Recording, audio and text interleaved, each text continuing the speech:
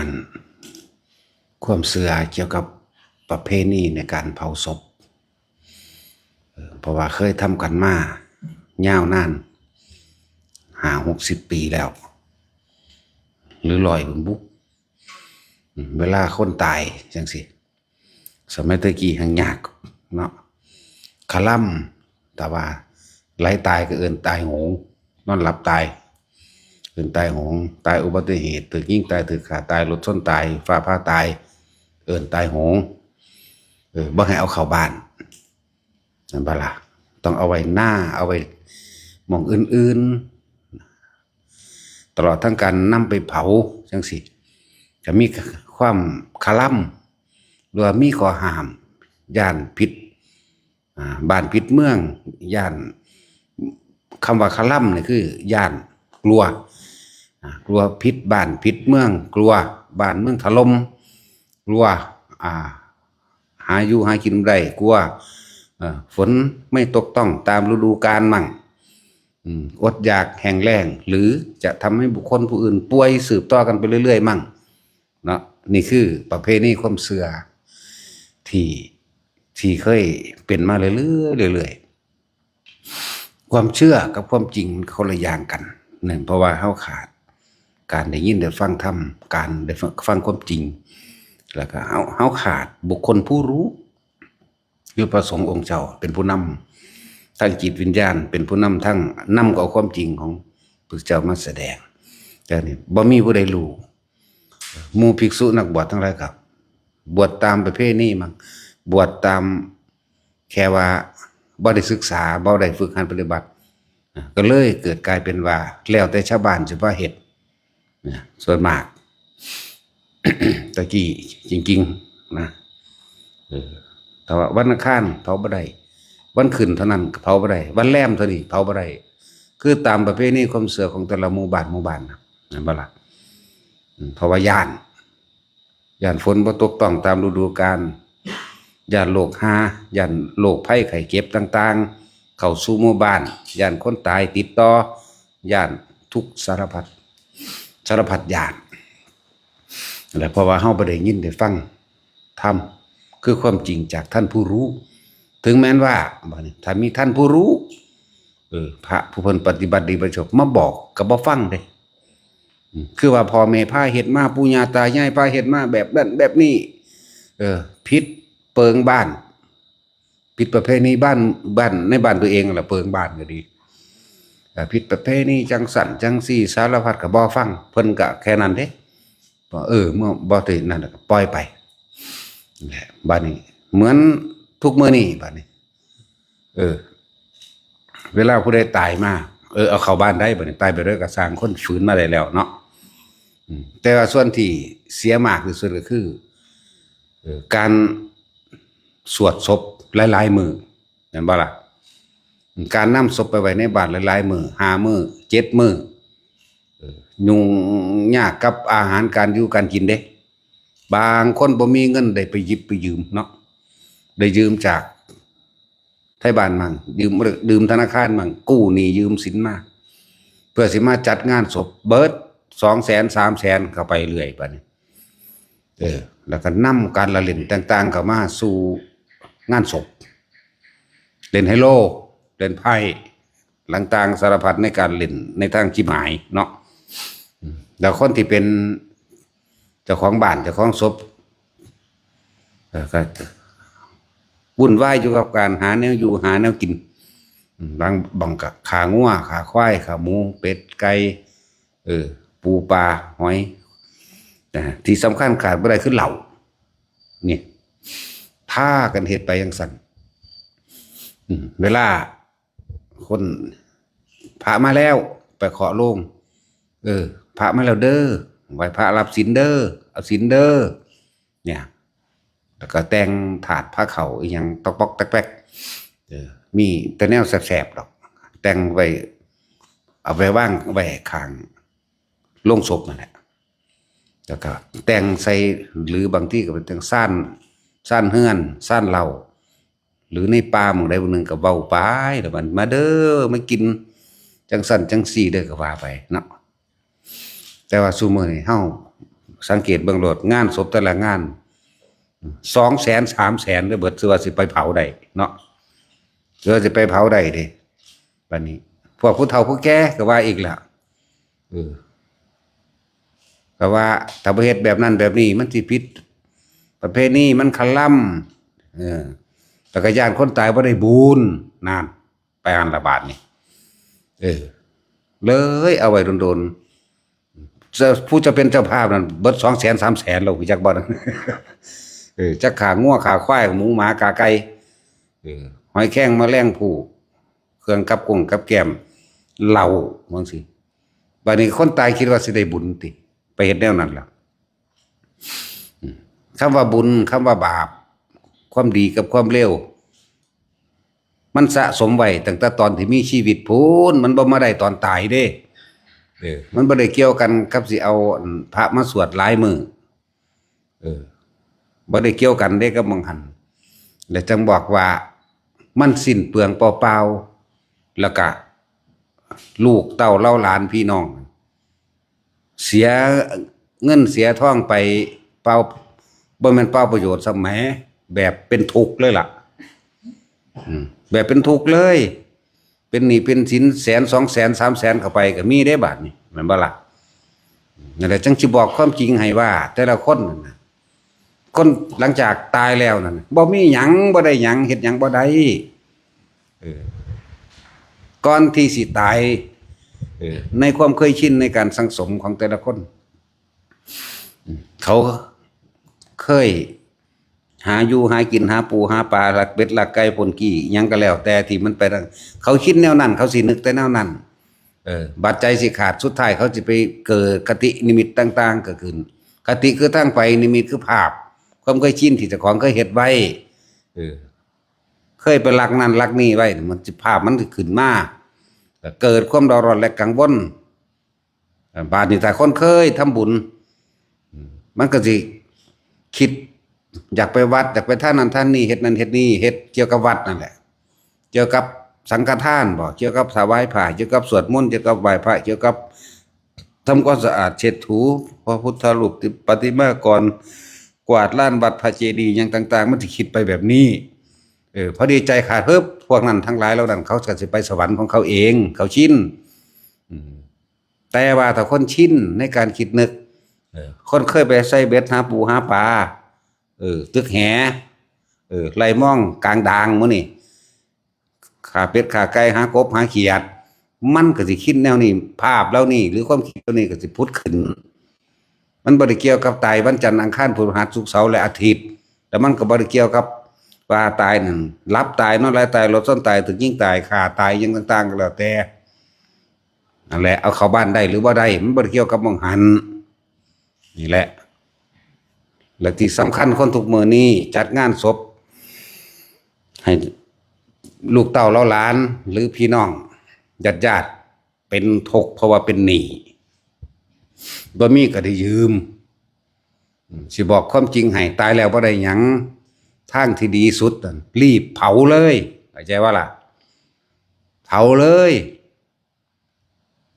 บ่ต้องไปสนใจดอกอันตัวนั้นพวกเจ้าบ่ศึกษาคำสอนพระพุทธเจ้าพวกเจ้าบ่ฟังพระผู้รู้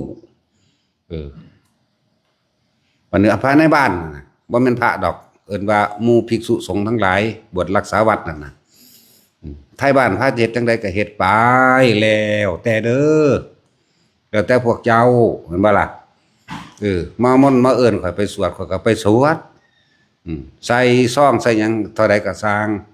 แต่ว่าบางหม้องบ่แม่นเด้โอ้ย300นึงบ่คุ้มค่าว่าเด้เนาะ มันบ่ได้รู้จักความแมงอีหยังเด้พวกห่านั่นจังซั่นแล้วถ้าว่า500ใครแน่นะว่าเด้บัดนี้มีปึ๊ดเฮ็ดอันอิหยังผ้าขาวเขาเอิ้นห่อซักอนิจจาแม่นบ่พุ่นน่ะโอ้ยมันสิไปได้หยังนำกับห่ออันซักอนิจจาปุ่มปิ่มๆแต่ละมื้อนั่นเนาะนี่คือสิบอกความจริงให้แต่ละคนฟังแล้วไปเฮ็ดนำถ้าพวกเจ้าบ่อยากชีพหายนั่นจักว่าล่ะพวกเจ้าก็ชีพหายตัวมันบ่ต่ำกว่าแสนเด้แต่ละงานศพนี่มันว่าล่ะทุกข์ก็เป็นบ่ต่ำกว่าแสนซุมื้อนี้เขาก็สิเว้าโอ้ยยิ่งพวกว่าอสมหรือว่าพวกกัน จัดทีมให้เลยเด้ค่าเต้นสุดนี่เท่านั้นมื่นนั่นว่าล่ะสุดค่าเต้นสุดแต่งศพหรือแต่งงานแต่งหน้างานให้นั่นนะแต่งดอกไม้พ่วงดีดแบบนั้นแบบนี้จัดโต๊ะจัดเตะให้แต่งให้เลยสุดเหล่าสุดยาอาหารเห็นไหมวะพวกนี้เป็นพวกประกาศอันความดีเนาะความดีประกาศว่าโดนแต่พอเกิน30 นาทีก็เศร้าอยู่แต่ถ้าประกาศความเร็วแม่มึง10 ปีสิได้เบาวะ มันหลายสั่นแล้วบอกให้ว่ามันสิ้นเปลืองแล้วก็ทำให้ตัวเองเป็นทุกข์แล้วเป็นหนี้ก็เป็นทุกข์นั่นแหละคนตายแล้วสิไปมีอีหยังกับร่างกายศพนั้นมันขึ้นอยู่กับที่เขากระทำไว้แล้วตอนที่ยังมีชีวิตอยู่เริ่มต้นตั้งแต่เป็นเด็กน้อยพุ่นล่ะเริ่มต้นตั้งแต่เกิดขึ้นมาจนว่าฮอดเฒ่าตายแล้วก็จบกันแล้วคิดสุดท้ายไปทางใดความคิดถึงหม่องใดมีอารมณ์ใดก็เป็นไปตามนั้นเกิดเลยไปเลยนั่นแล้วชรามรณะโสกปริเทวทุกข์คือตายแล้วปุ๊บมันก็ไปหม่องใหม่โลดเด้นั่นน่ะมันบ่ได้อยู่น้ำศพอันนั้นเด้ที่พวกเฮาเคยหูเคยเห็นว่าวิญญาณอิหยังสิว่าให้น้ำศพมั่งนั่งเฝ้ามั่งอันนั้นนี่มันบ่แม่นเป็นความคิดผิดเป็นความเห็นผิดเบิดนั่นแหละจังซั่นแหละจะพากันเอาไว้โดนถ้าเอาไว้โดนก็เสียเงินหลายแล้วลองเบิ่งแม่วะเนาะง่ายเป็นไปได้ตายปุ๊บเอามาเผาโลดตรงอันนี้เฮ็ดให้เบิ่งเป็นตัวอย่างแล้วเด้นี่เฮ็ดให้เบิ่งแล้วปุ่นตายอยู่โรงพยาบาลทั้งนี้จัดนั่นจัดอันเตาเผาจัดเตาเผาทานใส่หรือยังเรียบร้อยเรื่องเอาออกมาบัดนี้แล้วทานใส่แล้วนั่นนี่ใส่แล้วออกมาหามลงรถมันก็ขึ้นใส่เตาทานโลดเด้จูดเลยบ่ได้สวดยากเพราะว่าเขาสวดเอาเองแต่เขาว่าท่านได้ตายมันจักบ่ล่ะสวดหรือบ่สวดตัวนั้นก็เป็นการสร้างสมอยู่ดอกความจริงความหมายแท้จริงก็คือดูที่จิตสุดท้ายหมายถึงความคิดสุดท้ายของเขาสิปล่อยว่างหรือบ่ปล่อยว่างหรือเขาสินึกถึงบทสวดมนต์บทใดบทหนึ่งตายปุ๊บมันออกจิตออกจากร่างไปสู่สวรรค์เลยนึกถึงพระพุทธเจ้าไปสู่สวรรค์เลยทรงฌานเจริญฌานอ่อนหรือแก่ก็ตามก็ไปสู่พรหมโลกไปเลยผู้ตายในลมหายใจก็สู่สุทวาสไปเลยผู้ปล่อยว่างได้แล้วก็นิพพานอรหันต์ไปเลยจบไปเลยบ่ได้เกี่ยวกันกับญาณบ่ได้บุญตอนมาฟังพระสวดนั่นนี่นั่นบ่ล่ะชื่อไว้ถ้าญาณเฮ็ดบ่ถูกวันนี้สิเผาให้ดอกบ่เอาเงินดอกมีเต้าให้ซ้ำงานศพใดอยู่แถวนี่ว่าตามาบอกเฮามีแต่เอาเงินไปให้เฮาหั่นบ่ไปสวดเอาเงินไผเด้นั่นบ่ล่ะมาขอพาเอาให้เงินไปพร้อมไปรวมงานศพกับเขาเพราะเป็นสันติหรือผูกความเป็นมิตรกันไว้ซื่อๆเด้อันนั้นมันบ่ได้บุญน้ำหมอนคนตายเด้รู้จักว่าล่ะมันบ่อันนั้นเด้ทั้งแต่ว่าเขาเฮ็ดเพื่อเป็นการผูกมิตรเพื่อให้เกิด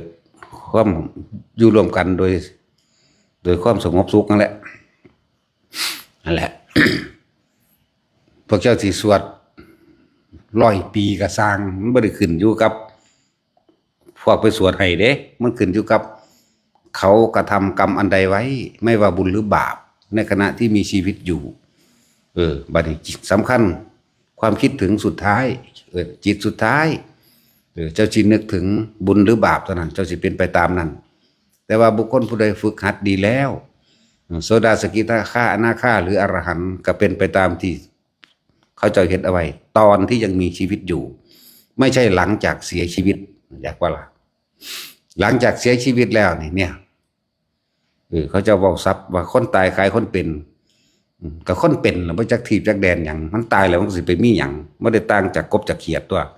นั่นว่าล่ะตอนเป็นขันพยานเนาะบัดตอนตายกับย่านผีตัดสินโหลด ผีผู้นั้นผีผู้นี้โหลดบัดผีเป็ดผีไก่ผีปลาดุกอยู่ในท้องเจ้าของบักหลายกันคือบ่ย่านเนาะผีงัวผีควายคือแย่งปันกันกินแบ่งพูดกันอยู่เนาะเห็นบ่สั่นนั่นแล้ว ผีหมาก็ว่าย่านรถส้มหมาตายนั่นแต่คนตายอยู่หั่นรู้มันจือรถเด้จำเอารถผีนั่นผีนี่ว่าไปเด้นั่นแหละที่พูดถึงข้างพุทธกาลอาณาพินติกะเศรษฐีป่วยบ่ได้มานิมนต์พระตอนตายดินิมนต์ตอนเพิ่นยังมีชีวิตนอนอยู่นั่นแหละนิมนต์มาองค์นั้นมาเทศให้ฟังองค์นี้มาเทศให้ฟังก็บรรลุโสดาบันไปจังซั่นแล้วตายแล้วก็เอาไปเผาเลยได้ล่ะทิ่มเลยได้ล่ะบ่ได้มาสวดหลายๆมื้อหลายๆคืนเด้อันนั้นเขาเป็นเศรษฐีซ้ำตัวเขาเฮ็ดไว้แล้วเพิ่นเฮ็ดไว้แล้วอาณาพินติกะเศรษฐีเฮ็ดไว้แล้วเริ่มต้นแรกก็สร้างวัดเชตวันแม่นบ่ล่ะเพิ่นมีพระรัตนตรัยเป็นที่พึ่งแล้วสร้างวัดเชตวันพร้อมบำรุงหมู่ภิกษุสงฆ์สามเณรตลอดทั้งสมณะชีพราหมณ์ทั้งใดทั้งเบิดเฮ็ดมาเรื่อยๆอุปถากอุปถัมภ์ให้ท่านการกุศลบ่เคยขาดปุ่น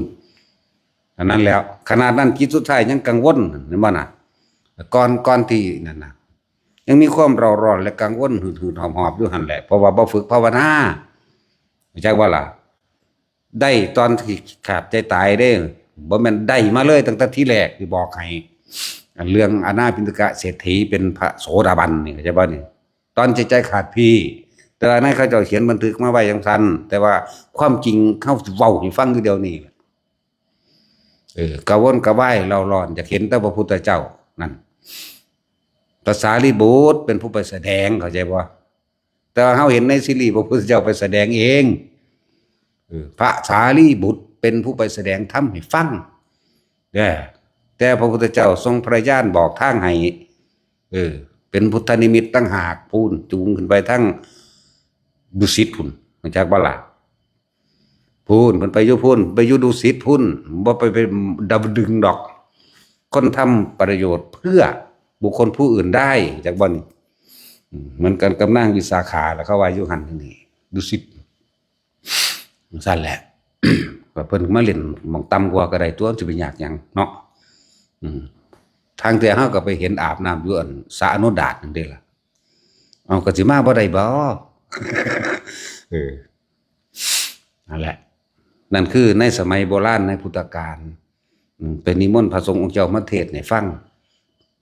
ถ้าสิเว้าเรื่องสมัยนั้นเทศน์ก็ว่าอยู่ดอกว่ากุศลธรรมะกุศลธรรมะหรือเทศน์เรื่องต่างๆแต่ว่ามันเป็นภาษานั้น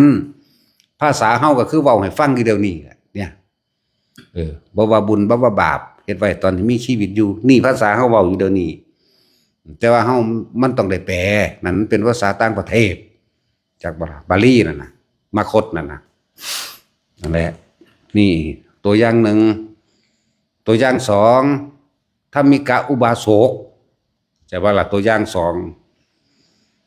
นิมนต์พระในวัดมาเทศน์ให้ฟังซุมื้อแต่ว่าล่ะก่อนที่สิตายตอนนี้อาณาพินติกะเศรษฐีตายแล้วก็เอาไปเผาเลยบ่ได้เอาไว้เข้าใจบ่ล่ะนี่หนึ่งถ้ามีกะอุบาสกผู้ที่สองเขาเจ้าก็มักตักบาตรหรืออุปถากอุปถัมภ์ในพุทธศาสนามาตลอดนั่นแหละถ้ามีกะก็ดีมันเราป่วยในระหว่าง6-7 มื้อก่อนที่สิตายนิมนต์พระมาแสดงธรรมให้ฟังซุมื้อเด้มื้อสุดท้ายมื้อที่สิตายนั่นน่ะพระมาแล้วพระเพิ่นก็แสดงธรรมไปคตินิมิตมันเกิดจักว่าทางไปนิมิตคือภาพสวรรค์ต่างๆมันปรากฏตลอดทั้งหมู่เทพเทวดาอินทร์พรหมทั้งหลายเชิญชวนพวกผู้สาวพี่มาอยู่กับหนูกวักมือเอาเด้แต่ว่าในขณะนั้นพระก็แสดงธรรมจิตเพิ่นก็คือมันสงบอยู่ในธรรมแล้วมันมีความละเอียดพ่อก็เห็นสวรรค์6ชั้นเลยเรียงหลากซากอยู่นั่นนะเรียงหลากซากอยู่เป็นรถทิพย์มั่งเป็นเรือทิพย์มั่งไข่กับเรือหงส์มั่งต่างๆแล้วพระก็แสดงธรรมไปนอนฟังเด้คนป่วยคนป่วยนอนฟังธรรมก็ได้จากบ่ล่ะพุทธเจ้าอนุญาตให้แสดงให้ฟังธรรมได้ให้แสดงธรรมได้บ่แม่นฟังธรรมได้แสดงได้พิเศษคือป่วยทั้งนี้ก็เอิ้นว่าคุณพี่มาอยู่กับหนูเห็นบ่ล่ะ ทั้งนั้นกับท่านพ่อคุณพ่อมาอยู่กับพวกกับผมท่านก็ยกมือขึ้นล่ะเดี๋ยวคำว่าเดี๋ยวหมายถึงว่าจากฟังธรรมจบก่อนทั้งสิไปทางลูกชายลูกสาวหุ่มอยู่หั่นโอ้ยตายแล้วไปนิมนต์พระคุณเจ้าคุณพ่อบอกว่าให้พ่อก่อนหยุดก่อนนั่นน่ะพระขึ้นมาไปล่ะบอกคนเศร้ามันก็ขึ้นเมื่อหรอเด้บ่ได้เอาซ่องดอกวันนี้ทางคือคนคุยกันกับเทวดาทั้ง6 สันอยู่นั่นครับพอตะมื่นตาขึ้นเอ้าพระไปไสเบิดแล้วเอ้าก็พ่อทบบอกว่าหยุดก่อนเดี๋ยวนะเอ้าก็บอกเพิ่นก็กลับวัดละตัวปานเนี่ยบ่แม่นแบบนั้นก็อธิบายให้ฟังบ่แม่นบอกพระให้เศร้าแสดงธรรมเด้พูนบอกผู้เทวดาทั้งหลายเหล่านั้นทั้ง6 สันบอกว่าเดี๋ยวหยุดก่อนนี่อย่าพึ่งให้ฟังธรรมเพื่อคุณเจ้านี่จบก่อนจังสิไปนิมนต์พระมาเที่ยวที่2อีกในมื้อสุดท้ายสิตายพระก็มาอีกก็แสดงธรรมอีกพวกนั้นก็มาอีกคือกันแบบเก่านั่นแหละหยุดอย่าพึ่งเดี๋ยวเศร้าก่อนหยุดก่อนพระก็หยุดตัวพูดแบบเดียวกันนั่นแหละถึงเมื่อขึ้นเอาพระเพิ่นไปไสเบิดแล้วเป็นบ้าปานนั้นว่าเขาวัดฟังธรรมทำบุญกุศลบ่มีขาดแต่ว่ามาวิปลาสตอนสุดท้ายเฮ็ดจังได๋น้อลูกก็กังวลใจไปเอิ้นพามาอีกไปนิมนต์เพิ่นมาอีกทั้งลูกพวกนึงก็ไปแต่ลูกผู้อันใกล้ชิดพ่อเว้าอยู่นี่พ่อก็อธิบายแบบเก่านั่นแหละ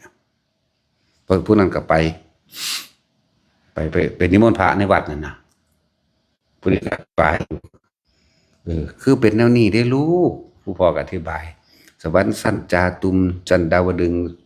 สัญญามาสันดุสิตนิมาสันปรนิมมานี่ผู้นี้มีรถทิพย์เป็นรถทิพย์ผู้นี้เป็นเรือหงส์เด้ผู้นี้เป็นรถทิพย์แบบนี้ลักบอกลักษณะอันน้ามันเป็นงอนอยู่นั่นเอาดอกไม้มาเลยเอาพวกมาไล่มานั่นแต่ลูกว่าเสือโยนไปตรงนั้นแล้วสั่นโยนไปเสือมันก็ไปห้อยเกาะคอรออยู่อันงอนรถของสวรรค์สันดาวดึงนั่นเห็นบ่หันทั้งตายซ้ำพระมาหอดพอดีตายแล้วทั้งสั้นแล้วตายแล้วได้ไปแค่ดาวดึงแทนที่สิไปบักสูงพุ่นอะไรบ้าล่ะแทนที่สิไปหอดปรานิ่มพุ่นสั้น6พุ่นทั้งสั้นแหละนี่เขาเจ้าพวกนี้เป็นยังคือบ่ได้ไปสูงพวกนี้คือบ่ไปพรมอาจจะมีอยู่แต่ว่าบ่ชินอาศัยการฟังกับอาศัยการให้ทานทำความดีอย่างอื่นนะเลยเป็นหมู่สวรรค์จาก6 สันลงมาลักษณะนั้นพระมาฮอดอ้าวคุณพ่อธรรมิกะเป็นจังได๋ตายแล้วพระคุณเจ้าตายแล้วมื้ออื่นก็เอาไปเผาเด้อเด้ล่ะบ่ได้ไปสวดคนตายเด้สวดคนเป็นอย่างบ้านนี่บ้านเฮาว่าสวดบ่ได้แสดงธรรมให้คนตายฟังเด้คนเป็นได้ฟังสากลากอยู่เดี๋ยวนี้อย่างบ้านนี่เดียวกันนั่นแหละนี่คือตัวอย่างในครั้งพุทธกาลมีอยู่ยามเช้ามาก็หามย่อไปกับคนมีเงินแน่ก็ได้เผาจักบ่ล่ะคนบ่มีเงินก็ถิ่มปราสาทผีดิบจากปราสาทผีดิบคือนางสิริมานั่นแหละปราสาทผีดิบพุทธเจ้าเพิ่นสิแสดงธรรมนั่นแหละอาจจะเป็นจุดประกายหรือต้นกำเนิดของการสวดศพก็เลยนางสิริมาได้รับจ้างเป็นเมียเศรษฐีเพื่อให้นางอิหยังล่ะลืมชื่อแล้วนี่คุชุตตาบ่คือนางอุลตร้าแม่นี่เนี่ยนางหยังนางอุตราเนาะนางอุตราจ้างไปเป็นเมียเศรษฐีถึง15 มื้อพุ่นล่ะนั่นแหละกระดาษเราทำกรรมหนักๆเอาแล้วก็เป็นโสเภณีผัวเราบ่ต้องอึดบ่เยอะแยะนั่นบ่ล่ะแต่เว้าเรื่องผิดศีลบ่มีศีลจะขอหรอกแต่เว้าเรื่องนั้นก็โสเภณีก็หาเงินกับการแบบนั้นเด้อกันกับการไล่ล่ำกับการเล่ห์เหลี่ยมกับหลายๆอย่างตลอดถึงเขาเลยจ้างเป็น เป็นหมื่นกหาปณะพุ่นล่ะไปจ้างมาเป็นเมียชั่วข้าวมาทำหน้าที่แทนผัวผัวอันนั่งอันอุตราบอกนั่นแหละมาจ้างมาทำหน้าที่แทนเมียนี่ขอเวลาได้ทำบุญทำทานกับพุทธศาสนานะจนพุ่นละแต่ที่เราโดยประวัติก็คือนั่งอันนี้แล้วสิมีผู้ใดอยากนอนน้ำเล่าเนี่ยก็ต้องมีเงิน1,000กหาปณะจังได้นอนน้ำต่อคืนจากว่าล่ะก็ขายตัวเนาะก็จังสั่นไปโสเภณีไปบัดนี้มาเนี่ยต่อมาก็เลยมาอันนั้นนี่ก็นั่นแหละมันสิยาววะ แต่จะเอาเรื่องแล้วเอาต้มน้ำห่อนๆเป็นลวกนะนั่งอุตรานั่งจนว่าเขาทุบตีจนว่าได้ยินฟังธรรมพระพุทธเจ้าเมื่อพระพุทธเจ้าอโหสิให้นั่งอุตตาก็อโหสิให้มันเป็นกุศโลบายสุดท้ายแล้วหลังจากเล่าฟังธรรมของพระพุทธเจ้าเล่าเรื่องบรรลุพระโสดาบันนั่นเห็นบ่นะบรรลุโสดาบันก่อนเด้แต่ก็เบิดค่าจ้างกันพอดีเบิดสัญญาก็เลยกลับไปพุ่นไปอยู่ในซ่องหลังจากบรรลุธรรมโสดาบันแล้วนี่บรรลุก่อน7 มื้อสิตายนี่มันบรรลุแล้วกลับไปกับบ่เฮ็ดคือเก่าบ่เฮ็ดอาชีพเก่าเด้เลิกเลยเป็นผู้มีศีลบริสุทธิ์ดีแล้วไป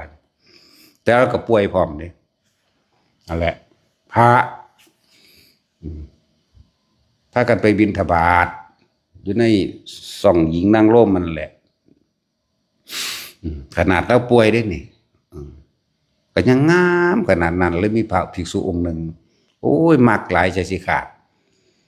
จนกินบ่ได้นอนบ่หลับจนจะป่วยพุ่นละพระองค์นั้นพระองค์ที่ว่านั่นนะจอบตะเว้นว่าสิไปบิณฑบาตตรงนั้นเด้ท่านนะหักหลายไปขอซึกพุ่นเด้พระเจ้าข้างล่างไว้อยู่บ่ให้นั่นแหละโอ้ยขนาดนั้นเขาเจ้าว่าป่วยนี่ก็ยังงามปานนี้โอ้ยใจละกูกินบ่ได้นอนบ่หลับคิดฮอดอยู่หั่นเขาเคยเป็นผัวเมียกันมาก่อนนั่นแหละแต่จะเว้าเรื่องนึงก็ดีอีกอย่างหนึ่งภิกษุองค์นั้นในสมัยครั้งพุทธกาลการเข้าไปในสมัยพระพุทธเจ้า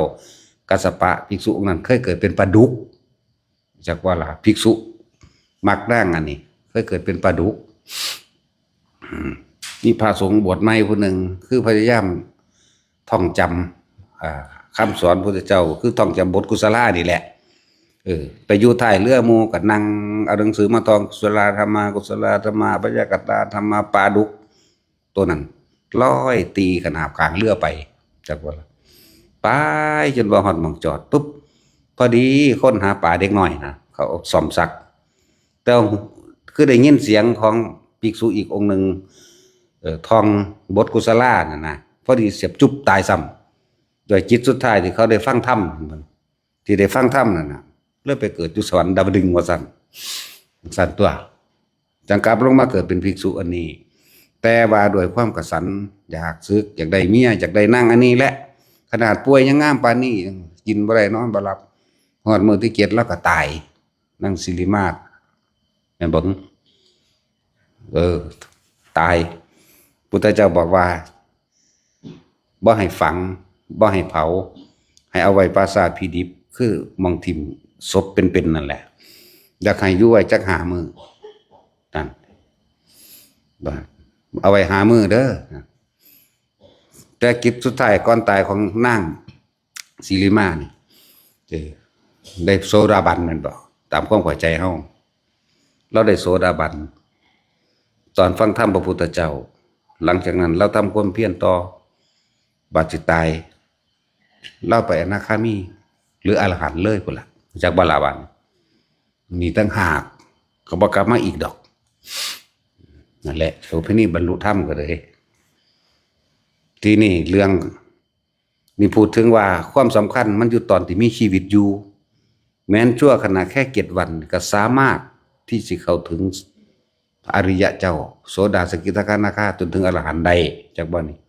ขึ้นอยู่กับก่อนเฮาที่สิตายนี่บ่แม่นตอนตายจังได้บุญที่เอามาเทียบให้ฟังอีกเดี๋ยวนี้เอาไว้5 มื้อศพมันก็เน่าขึ้นอืดน้ำหนองน้องไหลออกนอนก็เจาะออกจากหูดังจากปากออกจากหู ตามันก็ดูนปูดขึ้นหน้าทุ่งหน้าท้องยังมันก็เน่ามันก็เปื่อยมันบ่นอนก็เจาะออกสิถึกแทะถึกยังออกแน่ครับเห็นโครงกระดูกแน่เห็นหม่องมันเน่ามันเหม็นแน่มันบ่ล่ะจังสั่นแล้วตากระดูนออกมาครั้งนึงก็ออกไปแล้วโบไปแล้วจังอีหยังกินจังซี่ล่ะทิ้งไว้หันพุทธเจ้าครับประชุมเอิ้นหมู่ภิกษุสงฆ์ทั้งหลายมาพวกคหบดีทั้งหลายแม้กระทั่งพระราชาพุ่นล่ะมาทำการว่าสิมาเบิ่งศพนางสิริมานี่แหละเอิ้นภิกษุองค์นั้นมานี่ไปนั่งอยู่ใกล้ๆนั่นแหละบ่ให้นั่งเหนือล่มเด้แต่บ่เหนือมันก็เหม็นเด้มันใกล้ปานนั้นแม่นบ่ล่ะแถมซ้ำให้ไปนั่งอยู่ใต้ล่มซากศพอันนั้นน่ะพระเจ้าก็แสดงสะก่อนตะกี้นางนี่มีราคาเท่าใด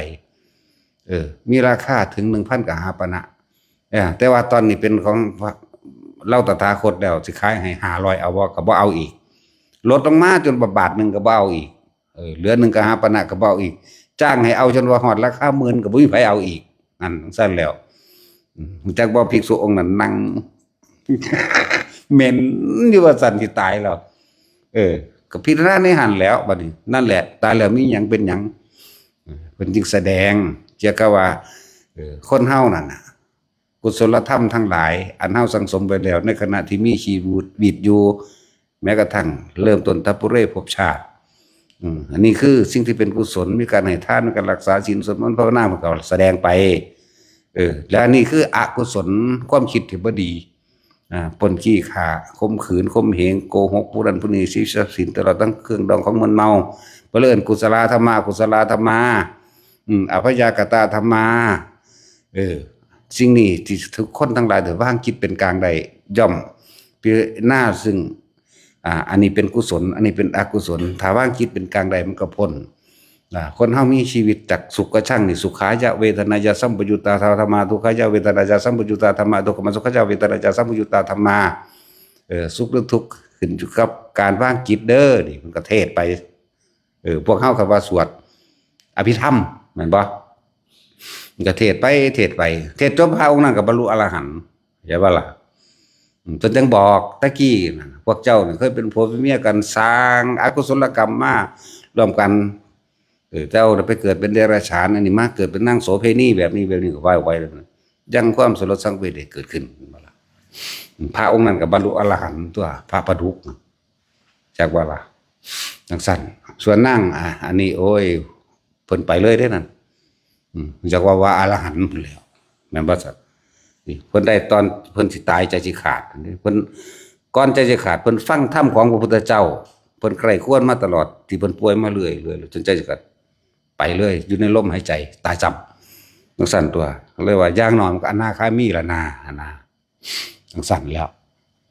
จึงบอกนั่นแหละเหตุแห่งการสวดกุศลธรรมะยังที่ซุมื้อนี้เอามาสวดอภิธรรมไปตั้งไว้7มื้อ8มื้อ10มื้อ9มื้อแต่คนมีเงินก็เบิดหลายล้านอยู่แล้วเนาะแม่นบ่ซั่นแต่คนบ่มีเงินก็เป็นหนี้หลายแสนอยู่แล้ว ลองเบิ่งเถอะนะนั่นแหละสมัยครั้งพุทธกาลก็มีมันบ่ได้เฮ็ดแบบนี้เบิ่งบัดนี้นี่คือเว้าให้ฟังคร่าวๆ3เรื่องแล้วแม่นบ่อนาปิณฑกะแล้วก็สิริมาแล้วก็ธรรมิกะอุบาสกนี่3ศพแล้วนี่หลังจากนั้นบัดนี้นั่นถึงบอกว่าบุญหรือบาปสร้างไว้ตอนที่มีชีวิตอยู่บ่แน่ว่ามาได้ตอนเอาไปสวดอยู่เฮือนบ่แม่นนิมนต์พระไปสวดอยู่เฮือน3มื้อ7มื้อเท่านั้นมื้อเท่านี้พวกเจ้าเป็นหนี้เท่าใดแสนนั่นบ่ล่ะเป็นหนี้เพราะว่าศพนี่พวกเจ้าพากันประกาศตัดสินใจเองเพราะพวกเจ้าบ่มีความรู้เองบ่รู้แจ้งเห็นจริงตามความเป็นจริงเองพวกเจ้าบ่ฟังพระผู้เพิ่นรู้บอกเองพวกเจ้าก็คอยตามกันคือว่าล่ะไทบ้านเพิ่นเฮ็ดนั่นน่ะโอ้ยปู่ย่าตายายพ่อแม่แบบนี้ญาติทานพอทานว่าไปก็แม่นพอทานมันเป็นเจ้าของทานอยู่แล้วล่ะพวกนั้นบ่ได้เชื่อผู้รู้บ่ได้เชื่อพระพุทธเจ้าเห็นบ่ล่ะสั่นเชื่อแต่กันเองนั่นแหละอันนั้นต่อมา แพร่เพนี่ในพวกบ้านเฮาซุมื้อนี้ภาคอีสานหรือภาคใดก็แล้วแต่ในประเทศไทยบาดนี้ทำบุญแจกข้าวหาทางภาคอีสานว่าเป็นบ่ล่ะพวกคนภาคกลางว่าทำบุญ100 วันทำบุญอันนั้นอันนี้แล้วแต่เป็นโอกาสแม่นบ่ซั่นภาคอีสานนี่ทำบุญแจกข้าวหาลางคน10 ปีจังทำแม่นบ่20 ปีจังทำบางพวกก็5 ปี6 ปีจังทำในช่วงระหว่างนี่บ่ทำเด้ช่วงระหว่างจากเขาตายไปแล้วนี่จักวันนี้ไปฮอดพุ่นล่ะฮอด5 ปีหรือ10 ปีจึงทำทีเดียวแล้วเลยเด้แล้วเข้าใจว่าแล้วเข้าใจว่าได้บุญแล้วเนาะตอนทำจังซั่นอีกก็เป็นหนี้อีกจักบ่ล่ะตกลงกันความนั้นความนี้พี่น้องก็เถียงกันมึงได้มุ่นหลายกูบ่ได้ช้ำมึงแนวนั้นแนวนี้โอ้ยมันสิเป็นบุญหาแม่มึงบ่แนวนั้นแล้วอีกอย่างหนึ่งระยะเวลาจากตายนี่ไปหา5 ปีหรือ10 ปีจังทำถ้าเข้าไปเป็นเปรตอดอยากหิวโหยเจ้าบ่ทำให้เขาบ่ตอนนั้นแล้วขณะไปตกลงกันว่าสิทำในขณะนั้นแล้วเรามาทีนึงตัดสติตัดปัญญาตัดบุญกุศลออกเบิดเหลือแต่อกุศลล้วนๆพิทกเถียงกันขางัวขาควายจังหนังจังหมอลำหมอรสพครบงั้นนั่นแหละว่าลงทุนซื้อนรกอยากบ่ละบาดหาลางคนก็บวชจูงพ่อจูงแม่หรือบวชทำบุญนี่5 มื้อหรือ3 มื้อก็แล้วแต่เข้าใจว่าได้บุญนั่นน่ะเราทำเท่านั้นแล้วไปเลยได้บาดนี้เบิ่งเด้อมันสิได้หม่องใด1เรามาตัดกำลังสติปัญญาและบุญกุศลตัดออกแล้วบ่มีหยังแล้วจบ2ขางัวขาควายอีกเห็นบ่3มหรสพของมันอีกการจะเอาชีวิตผู้อื่นน่ะมันเป็นแค่เหมือนกับการบูชายันเอาชีวิตผู้อื่นเพื่อทำให้พวกตนเองมีความสุขเป็นไปบ่ได้แล้วก็ขางัวขาควายก็พิษทกเถียงกันดิบๆในงานก็ตีกันอีกกินเหล้าเมายาเข้ามาพวกรักซีนก็รักพวกรักน้ำปลาก็รักพวกรักผงชูรสก็รักเด้ข้าวคั่วหัวหอมพวกขาเขาก็ปาดเอาสันเอาตาบเอาดันเอานี่ไปพอแห้งแล้วนั่นว่าล่ะบางพวกกินก้อยเด้อเนาะพุ่นเป็นหนึ่งเขาให้หลวงพ่ออยู่ทั้งในทั้งสั้นแล้วซกเล็กซกเล่งไปแล้วเอาฮ้อนๆได้เอาแต่แนวดีๆเด้ไปให้คิดแล้วก็พวกบ่ฮู้จักพระวินัยก็เข้าใจว่า6 ทุ่มขึ้นไปนั่นเป็นวันใหม่ว่าซ่านนั่นแล้วมันจะไปได้บุญหาหยังบ่จักหยังเด้นั่นน่ะบ่จักอาบัติบ่จักว่าอาหารรับได้หรือบ่รับได้บ่ฮู้จักนี่ผลของการบ่ศึกษาพระวินัยจึงไม่เข้าใจพระธรรมดักบ่ล่ะผลแห่งการไม่ศึกษาพระวินัยจึงไม่เข้าใจพระธรรมไม่ได้ธรรมไม่ถึงธรรมไม่บรรลุธรรมจังซั่นแหละกินเพราะว่ายังรุ่นเก่าพระเฮ็ดเห็นว่าซั่น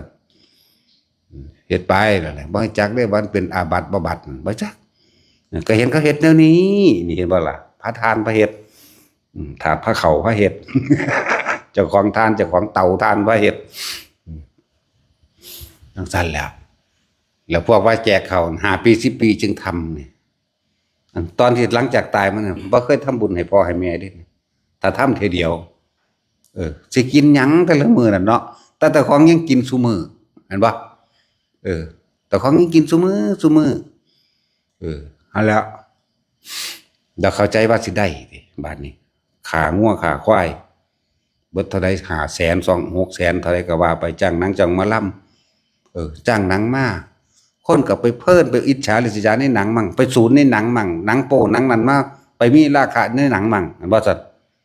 บัดนี้หมอลำก็ตีกันมั่งพวกกับเมียว่าไปเอาบุญแจกเขาพวกนั้นพวกนี้เมามากเอาเงิน20 บาทไปจ้างบายขาเขาเพชกันตีกันน้ำหันก็มีเนาะแม่นว่าล่ะมันสิเป็นบุญมาแต่ทางใดเจ้าภาพก็ยากทั้งศูนย์น้ำข้นแม่นว่าล่ะเจ้าภาพก็ดีเวลาหาเหล้าวิสกี้ดีๆยังให้พวกอบตนะท่านนายกแม่ว่าสั่นท่านนายกท่านรองสั่นโอ้ยโหดพอโคตรแวสู้เขามันบ่ได้บุญน้ำพวกนั้นหาสแตกแดกสู้เบิดนั่นแหละจักบ่ล่ะพวกยังสั่นเว้าเรื่องอบตจักยามใดแมงสิหยุกเนาะเอาไว้เฮ็ดหยังบ่ได้มีประโยชน์หยังเอาคนบ่มีความรู้การศึกษามาบริหาร คนบ่มีคุณธรรมมาบริหารนั่นแหละบ่จักหยังหาแต่แนวสิกิน คิดว่าเจ้าของใหญ่ใส่บุมาสิแม่มึงนี่นั่นสั่นแล้วและบอกให้ฟังว่า5 ปี10 ปียังทำบุญหาพ่อหาแม่ทีนึงแล้วการกระทำทั้งหลายแล้วนั้นเขาบอกแกล้งว่าเป็นบุญเป็นตบาปลงทุนซื้อนรกล้วนๆซื้อนรกผู้เป็นเจ้าภาพได้นรกพร้อมดีบ่ดีพ่อแม่ก็ตกนรกไปอยู่แล้วตะเกาอยู่แล้วเนาะลูกก็ยังมาเอานรกใส่เจ้าของเขาไปอีกมันผิดเถียงกันตั้งแต่เริ่มออกเงินหน่อยเงินหลายไปเด้มึงอยู่นำแม่มึงได้มูลว่าเด้กูบ่ได้หยังก็ว่าเด้เนาะมึงได้5 ไร่กูได้3 ไร่เอ้ามึงก็ยังเอาเงินไปส่วนนั้นเด้ซั่นมึงก็ยังได้ควายอยู่หลายโตเขาเถียงกันจังซั่นแล้วเป็นครอบครัวใหม่แล้วเป็นคนละคนแล้วได้บ่แม่นพี่น้องออกจากท้องเดียวกันได้บาดนี้จักว่าล่ะซั่นแหละมันแต่พี่น้องล่ะลูกพ่อแม่เดียวกันแล้วมันขากันคักเข้าใจว่าล่ะขากันแย่งที่ดินนั่นแหละนี่เว้าให้แต่คนเอานำไปคิด5 ปี10 ปียังทำบุญหาเทื่อนึงก็บ่เป็นบุญอีกต่างหากนี่คนมันห่างไกลความจริงกันบ่มาฟังบัดสมมุติว่าไปท่านบัดแต่ละมื้อแต่ละเว้นบางที่วันพระไปเทื่อนึงเนาะสแตกแต่วันพระอันบ่วันอื่นบ่สแตกบ่วะเนาะวันพระไปเทื่อนึงไปท่านเอาข้าวน้ำซ้ำปลายังแล้วแต่มีดอกไม้ของหอมไปจุดธูปเทียนขอตะพืดตะพื้อไปอีกบัดนี้มันบ่แม่นทานอันนั้นน่ะมันบ่เป็นบุญพร้อมมันบ่ซั่นพวกมีข้าวบางมื้อบ่ได้มีเงินใส่ซองบ่หยังก็ไปไหว้พระก๊อกๆลงสาธุเอารูปหัวซะก่อนเอามือแปะๆๆๆพร้อมเด้เนาะรูปผมสาธุเด้อผู้ขาพ้นทุกข์พ้นยากเด้อนี่ถูกลอตเตอรี่แจ็คพอตไปได้บาดให้ร่ำให้รวยให้ถูกหวย3 ตัวก็เอา2 ตัวก็เอาคือมีแต่สิเอากับเอาบ่ให้มีโรคมีภัยไข้เจ็บให้ลูกหลานผู้ขาเป็นนั่นเป็นนี่แล้วโอ้ยสารพัดนั่นนานๆไปที่หนึ่งก็มีจะไปเอาตะกองบาปเอาตะกองความเร่าความร้อนความกังวลเห็นบ่ล่ะบัดถือว่าเป็นบุญงานกฐินผ้าป่าผ้าเวทหลายหยังแล้วแต่อันใส่ซองอันว่า10 บาท20 บาทหรือ100ก็สร้างก็ขอตะบึดตะพื้ออีกยังบ่ได้รู้จักว่าได้เป็นบุญเป็นบาปอีกมันบ่ล่ะซั่นแหละบางพวกบางหมู่บ้านเอาล้อมาสุกมาอยู่ไปแล้วเอาบาทใส่มั่งบางพวกก็เอาบาทห้อยคอเจ้าของเองพวกคนนี่แหละเข้าไปตามตะลุมตารางเฮือนเขา5 บาท10 บาทอีห่ามึงมึงขี้ที่ปานนี้บ่มึงสิว่ามึงรวยล่ะเนาะว่าเด้ทำบุญทำทานเขาเนี่ยไปหยังตั้งด่าเขาคือธรรมดาบ่ทึกเอาบาทมาห้อยคอผิดปึ๊ดด้วยประการทั้งปวงใช่บ่ผิดทำเบิดบ่เป็นไปตามความจริงสร้างบาปสร้างกรรมใช้เจ้าของบ่จักหยังบางพวกก็แห่เต้งตึงตะลึงตึงเต้งเต้นไปน้ำมักหวังมัก2ไปเนาะส่วนมันเป็นบุญพระเวทหรือบุญอันใดก็แล้วแต่ที่ใส่คำว่าบุญมันบ่แม่นนั่นแล้วนี่ให้ทุกคนนำไปคิดงานศพนั่นน่ะเฮ็ดให้ผู้เป็นเจ้าภาพศพเป็นหนี้200,000 300,000ก็มีมันบ่ได้เกี่ยวกันเลยว่าถ้าบ่เฮ็ดแบบนั้นสิบ่ได้ไปสวรรค์ไปสวรรค์หรือนรกมันก็ขึ้นอยู่กับเขาเฮ็ดตอนที่เขามีชีวิตอยู่นี่เอาไปเป็นข้อคิดแต่ว่าเว้ากันแล้วถ้าญาติอยู่หั่นอยู่นี่ซะก่อนพอได้เห็นหน้ากันเด้อเอามือเดียวเนาะเฮามาบ่มาก็สร้างเจ้าสิเอาไว้เปลืองเฮ็ดหยังเด้อนี่บ่ได้มีความหมายเด้กับพระสิสวดให้บ่สวดให้เข้าใจบ่ล่ะบ่มีความหมายเลยพระเพิ่นบอกคักแล้วนี่แกล้งคักแล้วนี่จักบ่นี่บอกแล้วเฮ็ดจังซี่จังซี่แล้วพอเป็นพิธีก็เฮ็ดน้อยๆละมื้อเดียวคืนเดียวก็เอาละยามเช้าก็ไปจูดทิ่มโลดมันบ่เฮ็ดปลาแดกกินบ่ได้คือป่าเด้เนาะหนังงัวหนังควายก็ยังเอาไปเฮ็ดหนังกองก็ได้แม่นบ่ซั่นห้วยเอาไปเฮ็ดหนังเข้มก็แซ่บอยู่เด้คนมันเฮ็ดหยังกินได้เดี๋ยวนี้เผาถิ่มนั่นแหละนี่คือให้ข้อคิดจ จะไปย่านหลายย่านชาวบ้านชาวเมืองว่านั่นน่ะแต่ของบ่มีเงินก็ไปดันใส่น้ำเขาแม่นว่าล่ะยืมหนี้ยืมสินใส่น้ำเขาป่านนี้อ้าว5 ปี10 ปีจึง7 ปี9 ปีก็ว่าไปจึงทำกฐินหาแล้วก็เป็นหนี้เป็นสินไปยืมเงินนั่นทำบุญหาแจกข้าวหาไปยืมเงินธนาคารเท่าไรเป็นเท่าไรแสนบัดนี้เขาใจว่าได้บุญเอาเต็มที่เลยเขาย่องกินเอาเลยเต็มที่เลยว่าซั่นเต็มที่อยู่แล้วเจ้าหน้าเหี่ยวๆในใจเจ้ามันหดหูคักแล้วไปยืมเงินเขาเนาะยืมเงินธนาคารธกสมาทำบุญหาว่าซ่านเหล้ายาปลาปิ้งครบมูลสมบูรณ์พร้อมนรกเบิดทุกหลุมมาโหลดหามึงนี่ ขางัวเท่าไร3บอกจ้างหนังเท่าไร10,000เนาะวายพวกมีเงินแน่ก็ว่าจ้างมาล่ำบักแพงๆว่าเด้โอ้ยพากันไหลลงนรกเบิดนั่นแหละทั้งสั้นแล้วเห็นมาพอแห้งได้จังเว้านี่อันที่พอเห็นมาเว้าเด้ภาษาแนวมันนั่นซื่อบ้าเดี๋ยวนี้เห็นเดี๋ยวนี้ก็ได้ตัวทั้งสั้นแล้วพวกนักร้องดาราทั้งหลายมันกองอยู่ในนรกคุณรู้จักบ่พูนอยู่ในหลอก81มั่งแต่ว่ามันขึ้นมาใหม่อีกซุมื้อนี้81 82ได้บัดจักบ่ล่ะคุณเต้นจิกๆจักๆอยู่วอกมูนมึงลองเบิ่งกับแม่ บ่เต้นบ่ได้มันฮ้อนตีนจักบ่ก็มีตัวหมุนหลุนๆทั้งเทิงอันปุ๊บปั๊บปุ๊บปั๊บปุ๊บปั๊บอันแสงนั้นตัดหัวตัดต้นตัดโตได้นั่นจักบ่แสงน่ะโอ้มันเกิดขึ้นเราเองนรกแบบนี้ก็ดีอย่างแล้วมันก็ปรับปรุงไปตามสมัยมันคือกันเด้เนาะของธรรมะนั้นเป็นของล้ำสมัยบ่แม่นล่าเด้ความจริงคือว่าธรรมะนี่ความจริงของนรกก็ล้ำสมัยความจริงของธรรมก็ล้ำสมัยกันเด้นั่นแหละนำไปคิดบาทนี่สำหรับคนที่ว่าเฮาบ่จำเป็นต้องไปจัดประเพณีบุญแจกข้าวเขาใช้คำว่าบุญแจกข้าวจักว่าให้เข้าใจดีแล้วว่าพอแม่ตายแล้วปุ๊บเฮาทำบุญซุมื้อของเฮานี่แหมเราอุทิศไปนี่แหมหรือบ่ทุกวันก็ช่างใส่บาตรขอผลทานบุญกุศลกรรมดีนี้จงถึงแด่มารดาบิดาของข้าพเจ้าเห็นบ่ล่ะตลอดทั้งก็ว่าไปใส่ซุมื้อสวดมนต์ก็อุทิศได้ปัดกวาดศาลาปัดกวาดตามเนี่ยสถานที่วัดว่าอารามทั้งหลายก็อุทิศบุญได้จักบ่ล่ะนี่เฮ็ดจังซี่อยู่ซุมื้อบ่ต้องเป็นตั้ง10 ปีจังไปร่วมเฮ็ดทีนึงดอกเข้าใจบ่ล่ะเฮ็ดไปเลยแล้วไปเลยบ่เฮ็ดก็ได้อยากบ่นั่นแหละ บ่เฮ็ดก็ได้แล้วไปเลยบัดนี้บ่ได้ฟังเฮาเด้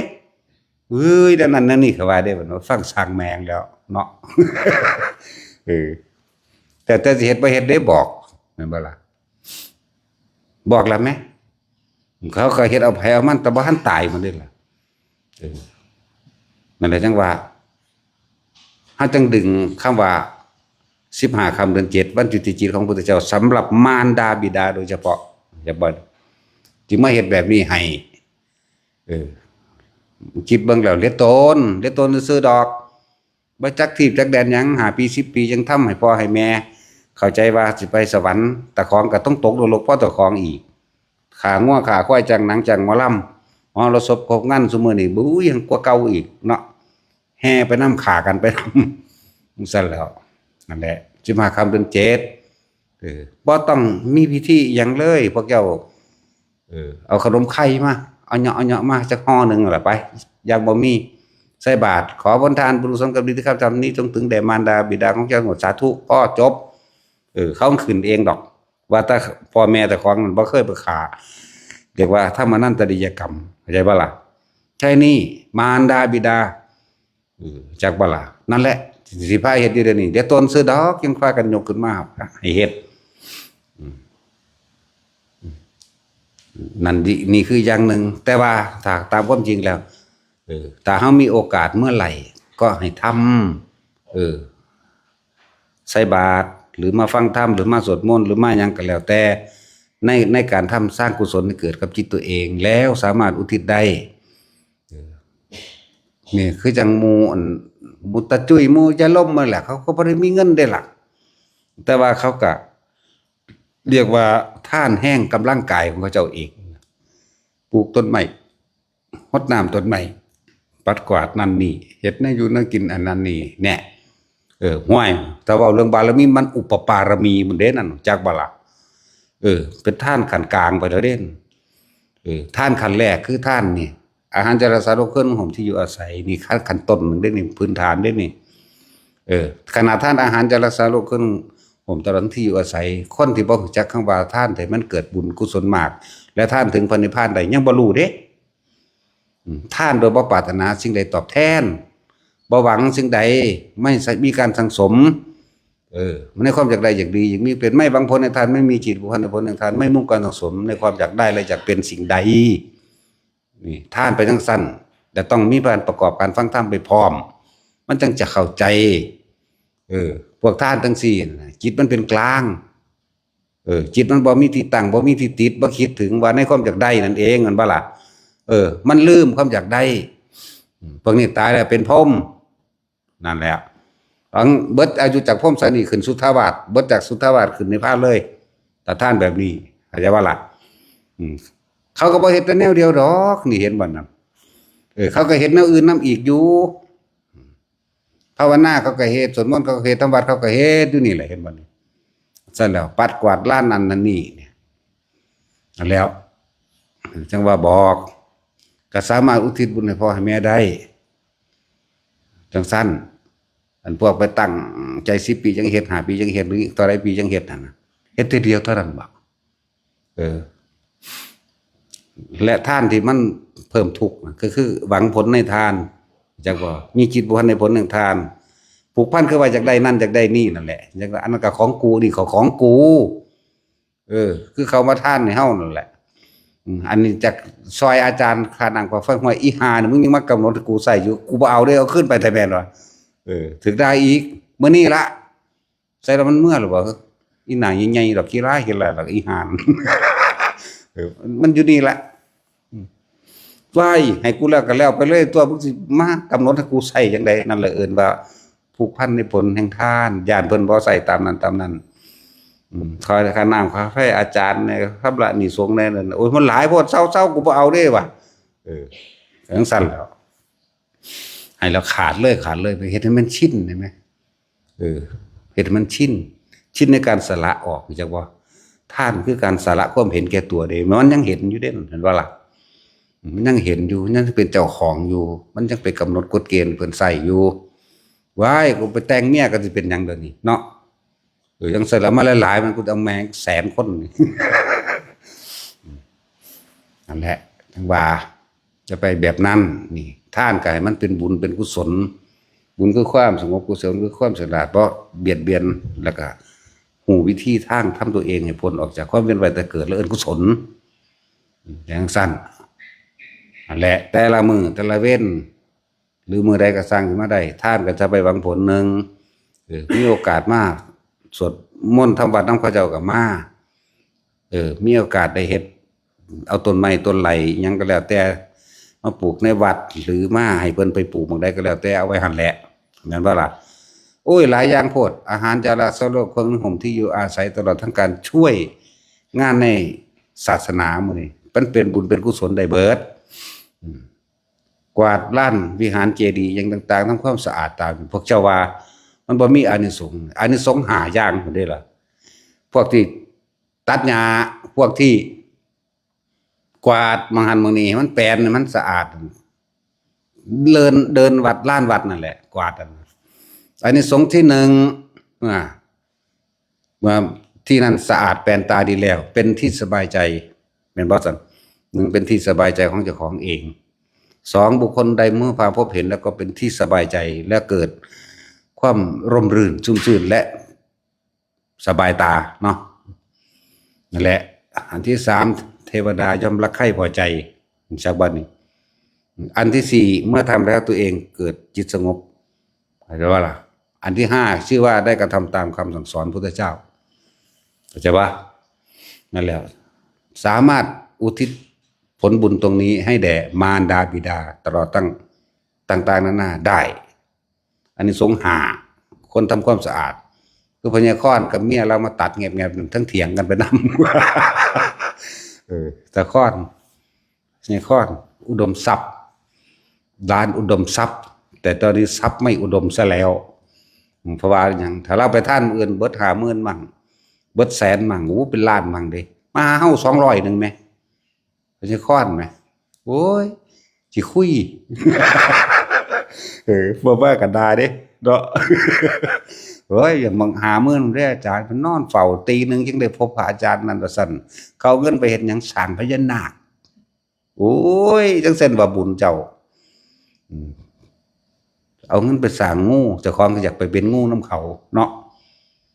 เป็นงูตาไปแหตาปลานี่แม่ให้เขาจับมาเฮ็ดน้ำหวดกระปุ่นซั่นแล้วเงื่อบ้านนี่สวมจ้ะน้ำหวดกระปุ่นงูตาแหอะไรใดภาษานั้นเลยนั่นแหละถ้าบ่ฟังจังซี่พวกเจ้าสิบ่เข้าใจถึงเข้าใจ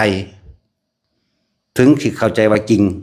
แต่ว่าก็บ่อาจสามารถฝืนชาวบ้านได้เพราะว่าพวกเจ้าบ่เด็ดเดี่ยวเด็ดขาดพวกเจ้าบ่ตั้งมั่นพวกเจ้าบ่เชื่อมั่นในความจริงในธรรมเองพวกเจ้ายังวันไหวอ่อนไหวไปครับผู้อื่นอยู่นั่นบ่ล่ะ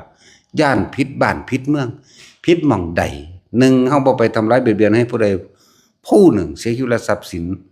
อยู่ในบ้านในเมืองนั้นมันสิพิษหม่องใดก็เฮ็ดด้วยล่ะ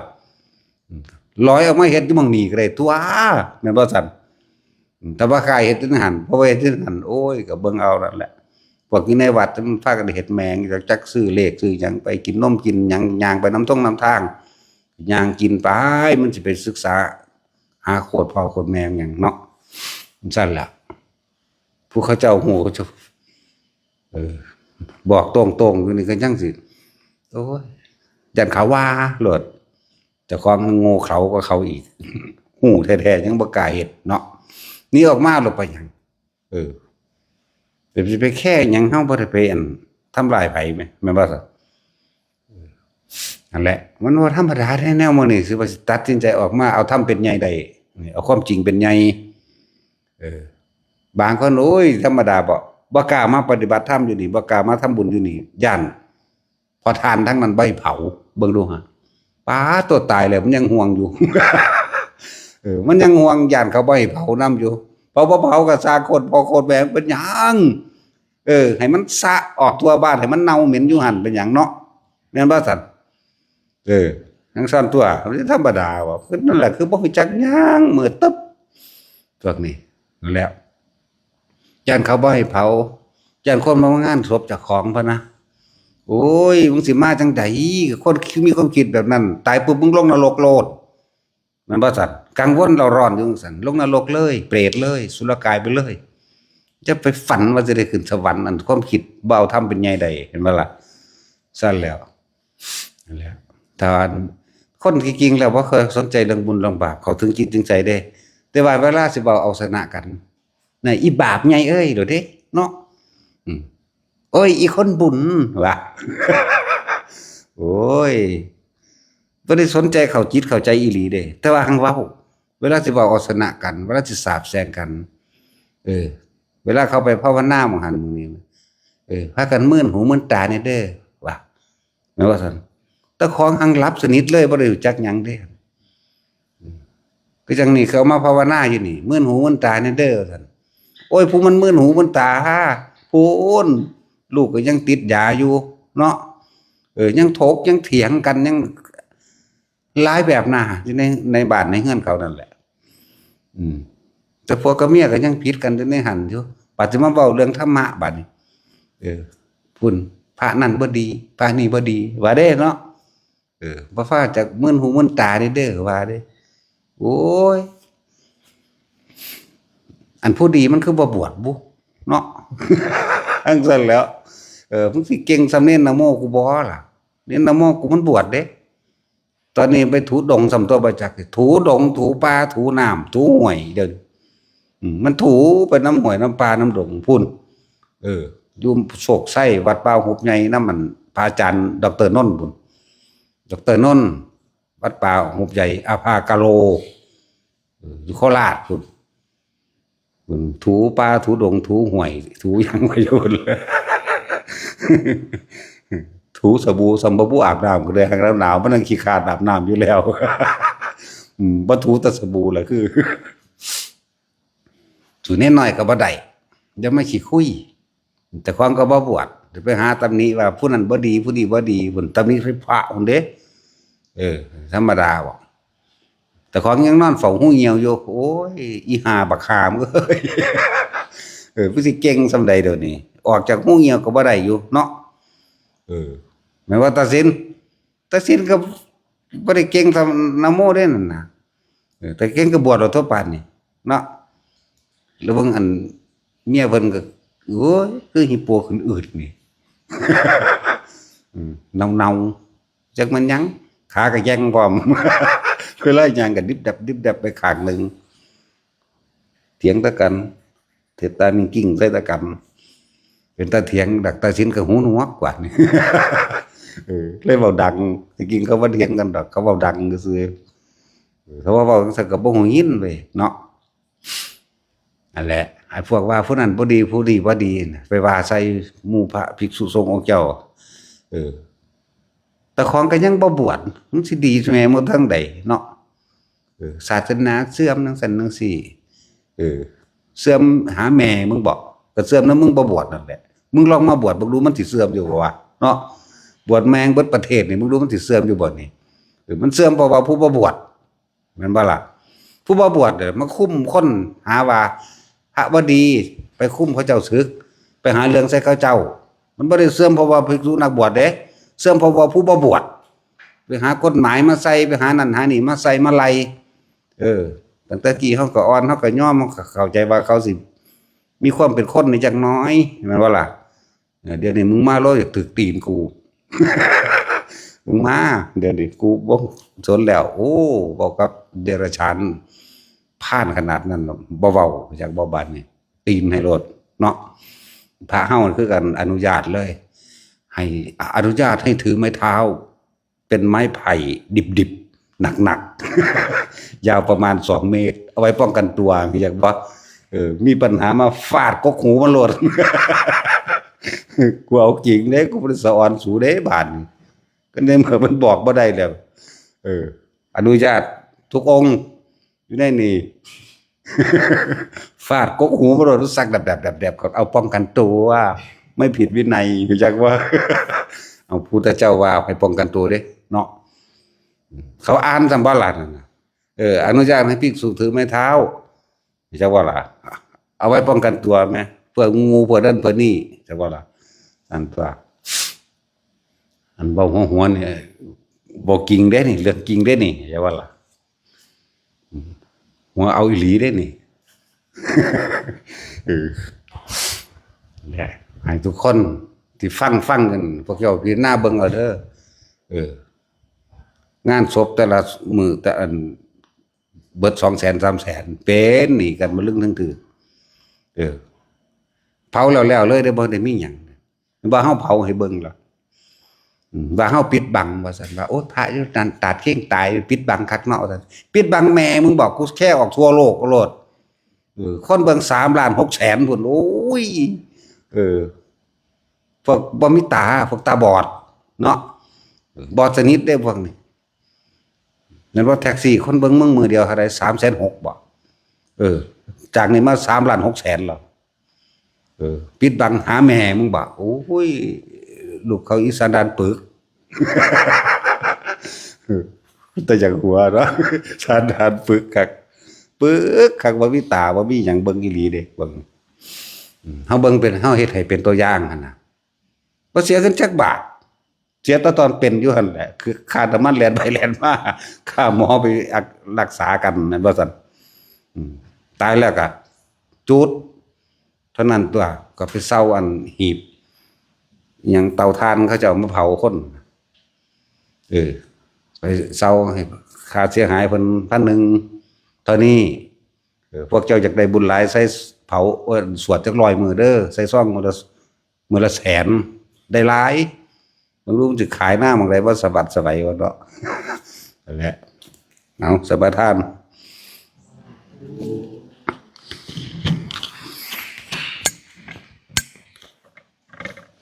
นะโมตัสสะภะคะวะโตอะระหะโต